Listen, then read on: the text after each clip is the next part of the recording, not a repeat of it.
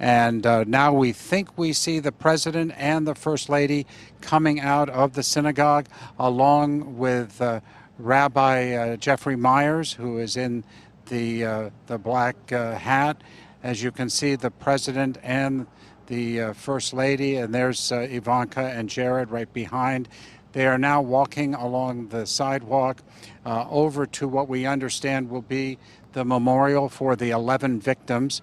It is our understanding that they are going to lay stones at those 11 memorials. It's a Jewish tradition of great respect. It indicates that loved ones, that those in the family and those who just want to pay respect for those who are deceased were here. There you can see the President of the United States, led by Rabbi Myers, the First Lady right behind, carrying with her a basket, and I'm presuming that maybe in the basket are the stones that will be laid at this memorial of the 11 individuals. Our photojournalist Steve Willing is getting as close as he can to the scene, and you'll see the president now is picking up one of the stones and laying it on the memorial to Irving Younger. First Lady is doing the same thing.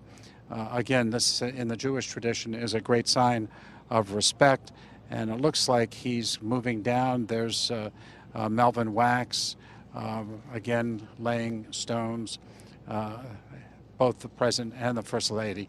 So Ken and Julie, I understand you're there. You can see what's happening here. It's really a moving ceremony for the President of the United States, again showing respect. A controversial visit just behind me. I can hear protesters shouting, but nonetheless the President is here.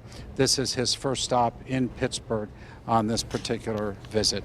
Ken, Julie, I'll toss it back to you. John, thank you. It is Ken Rice along with Julie Grant. Now our thanks to Stacey Smith and Susan Copen. We will be continuing the coverage during the 5 o'clock hour now, and if you have been there to the corner of Wilkins and Shady, as many Pittsburghers have over the last couple of days, I was there myself last night. It is a remarkably moving scene with those Stars of David and all of the flowers, all of those rocks having been placed, the notes, the balloons, the personal mementos. People have come there to pour their hearts out. And it has at times been very crowded. There have been a lot of people there, at times singing and praying, and at other times as silent as you can imagine. So on one side you have these stars and this makeshift memorial and so many people coming to pay their respects. Just on the other side of Wilkins, you have media from all over the world set up.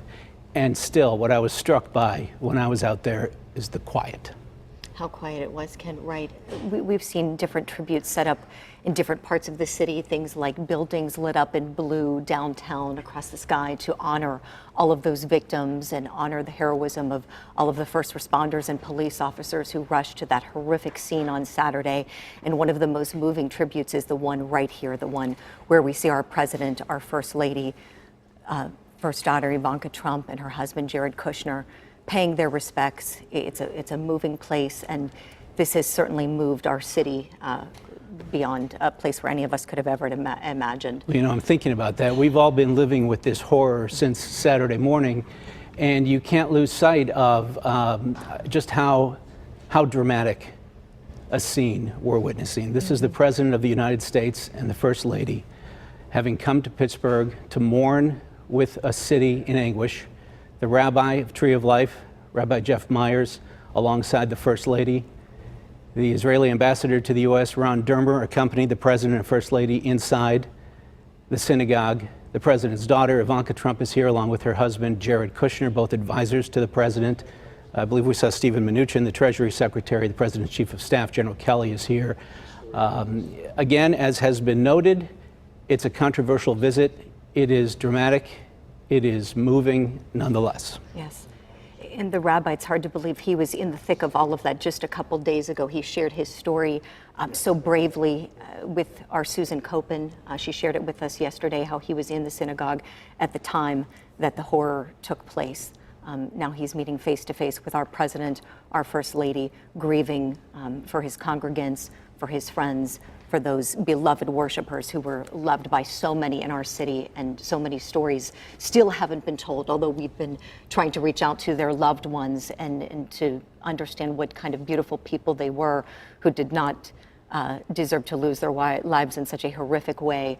There's still so much more to learn about them and the beautiful legacies that they left behind with so many people, not just in the Squirrel Hill community, but throughout the entire city of Pittsburgh. I got to say, I'm frankly stunned by the poise and the composure of Rabbi Myers. To think about what he witnessed. He has told the story. He has given us a glimpse into his mindset and how he will be haunted by what he saw, the decisions he had to make inside that sanctuary on Saturday morning. He was the first to call 911. He was of tremendous value to police, tracking the sound of gunfire and helping them figure out where the danger was as those first responders were bravely entering the building. I've seen him interviewed on here on KDK and on various networks, and I'm frankly amazed that he's been able to communicate the way that he has, beautifully and with strength. Well said, Ken, well said. And there is no doubt, as we've said before, this is still a crime scene that is being processed by federal investigators, by state level investigators, because there are 2 prosecutions that will take place against the alleged gunman, Robert Bowers. And no doubt Rabbi Myers will likely be called as a witness one day to again share what he heard and the horror that he experienced on that tragic day that none of us will ever forget in the city of Pittsburgh.